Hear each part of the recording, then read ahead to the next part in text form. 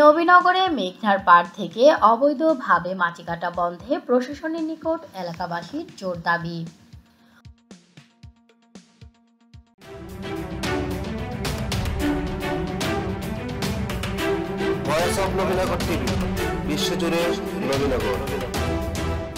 মোহাম্মদ চান বাদশার পাঠানো তথ্যে বিস্তারিত। ব্রাহ্মণবাড়িয়ার নবীনগরের শ্যামগ্রাম ইউনিয়নের শ্রীঘর উত্তরপাড়া ও কান্তিপাড়া মেঘনাপাড়ের মহল্লাবাসী অবৈধভাবে ফসলি জমি থেকে মাটি কাটা বন্ধের জোর দাবি তুলেছেন, যেখানে বাংলাদেশ সরকার নদী ভাঙন ঠেকাতে ও নদী পাড়ের প্রত্যেকটি গ্রাম এবং বসতবাড়ি সহ ফসলি জমি রক্ষার্থে হাজার হাজার কোটি টাকা ব্যয় করছেন। সেখানে একদল প্রভাবশালী ভূমিদস্যু মেঘনাপাড়ের ফসলি জমি থেকে অবৈধভাবে মাটি কেটে ইটভাটায় বিক্রি করে হাতিয়ে নিচ্ছেন লক্ষ লক্ষ টাকা। এদিকে মাটি কাটার কারণে আশেপাশের কৃষি জমি সহ বাড়িঘর হয়ে পড়েছে হুমকির মুখে। বাংলাদেশে একটি নদীমাতৃক দেশ হিসেবে প্রত্যেক বছর নদী ভাঙনে শত শত মানুষের ঘরবাড়ি নদীতে বিলীন হয়ে যাচ্ছে এবং যাদের বাড়িঘর নদীর গর্ভে বিলীন হয়ে যাচ্ছে তারা সর্বস্ব হারিয়ে নিঃস্ব হয়ে পথের ফকির হয়ে যায়।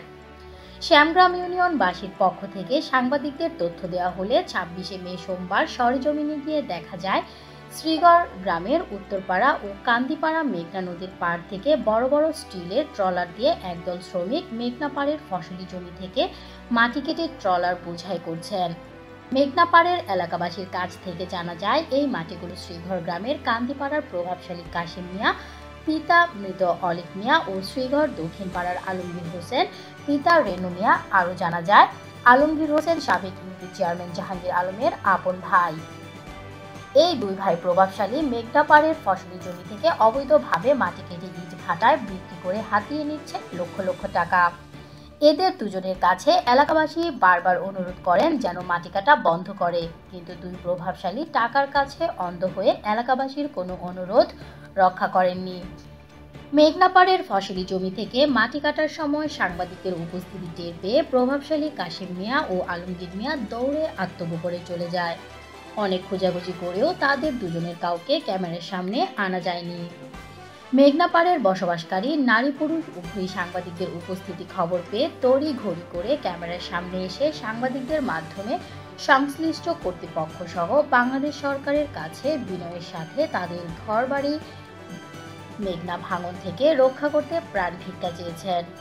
তারা আরও বলেন, এভাবে যদি মেঘনা পাড়ের ফসলি জমি থেকে অবৈধভাবে প্রতিনিয়ত মাটি কেটে নেওয়া হয় তাহলে অতি দ্রুতই আমাদের অন্যান্য জমি সহ বাড়িঘর মেঘনা নদীতে বিলীন হয়ে যাবে।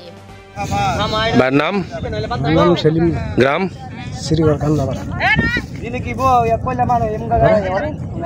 দরকার দরকার এরপরে মাটি সাটি বেচা বাড়িঘর সব নিতে থাকা আর মাটি জানে বেচা এনে কোনো লোকে বাধা দেয় না, বাধা দিবার কোনো লোক নাই। আর যারা সরকার হ্যাঁ ওই মাটি ব্যস্ত আছে চেয়ারম্যানের ভাই আর হিট হয়েছে কাশিম মিয়া। কাশিম মিয়া নিজে ব্যস্ত আছে। কোন চেয়ারম্যানের ভাই? মতন চেয়ারম্যান, জাঙ্গি চেয়ারম্যান। নাম নাম আলমগীর। মাটি বিক্রি করলে তো আমরা থাকার প্রবাসী কোনো থাকার মতন না, মাটি বেচা তো বন্ধ করে গাংটা বান্ধা দিবার দরকার। আমরা গরিব মানুষ কই যাবো বাড়ি করতে আমরা কথা মাটি সাটি বেচলে কি আর গাং বান্ধ হইব? কেন্দ্র নাই, বাধা দেওয়ার মানুষ তো আর নাই। তো আপনারা যদি দেখেন যে শ্রীঘর কান্দাপাড়া সমস্যা হইতো না, সমস্যা হইব আমরা কই যাবো। মাটি বেচা যাতে দূরত্ব বন্ধ করে, আমরা চাই না যে মাটি বেচো, আমরা যাতে বসবাস করে থাকতে পারি আমরা চাই। বেচছে একবারে আমার বাড়িতে আমি এই কয়েকদিন আগে আমি এই বাচ্চা গড় গড়া একদিনে পড়াই আমার নেমন লাগছে। নাহলে আমার আমি দেখাইছে মনে আমার বাড়ি চলে। আপনার নাম? ইমান হাসান ভুইয়া, গ্রাম নাসরাবাদ পশ্চিমপাড়া। কুসু না ওর বেশি গতি মাটি বেচা যেমন বদ্ধতা আমরা 3 দল হয়েছে আপনার বাড়ি আবার অনেক লাল কই যাবো খেত নেবো গা বাড়িও নেবো গা। আপনার নাম?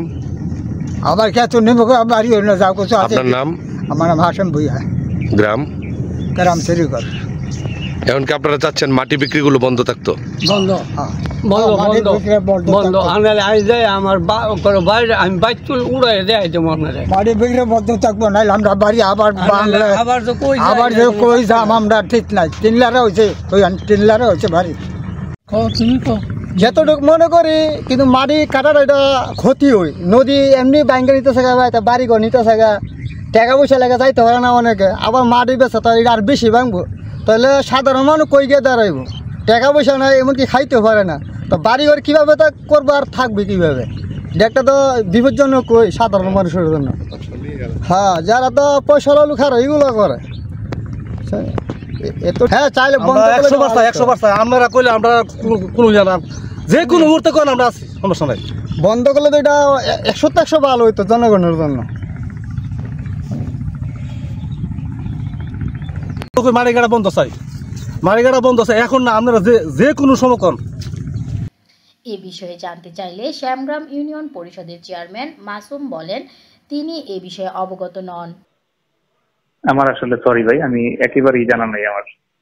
এদিকে নবীনগর উপজেলা নির্বাহী কর্মকর্তা রাজীব চৌধুরী সাংবাদিকদের মুঠোফোনে পেয়ে বলেন, আমি আগে জানতাম না, এখনই মোবাইল কোর্টের মাধ্যমে প্রয়োজনীয় ব্যবস্থা গ্রহণ করছি।